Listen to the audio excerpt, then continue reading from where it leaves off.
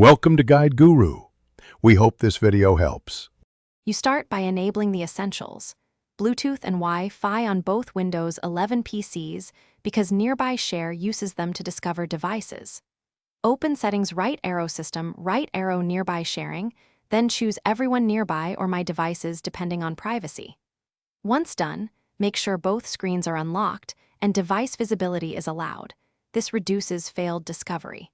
You do this now so discovery and pairing happen immediately, avoiding extra steps later. You send a file by right-clicking it in File Explorer, choosing Share, and selecting the target device shown under Nearby Sharing. On the receiving end, you'll see a prompt. Tap Accept to start transfer.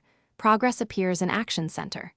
Once accepted, Windows negotiates the best method, Bluetooth, Wi-Fi Direct, or local network. Make sure to keep both machines awake and on the same Wi-Fi or within Bluetooth range. Otherwise, the connection will drop and the transfer will fail.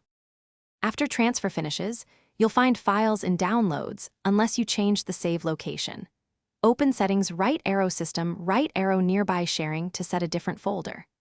Once files are saved, verify integrity and move or organize them as needed. If something goes wrong, try toggling Nearby Sharing off and on, restart Bluetooth, and check Windows firewall or third-party security for blocked connections. That single troubleshooting step often restores transfers quickly. If persistent, restart both PCs. Thanks for watching. Consider subscribing if we helped you today.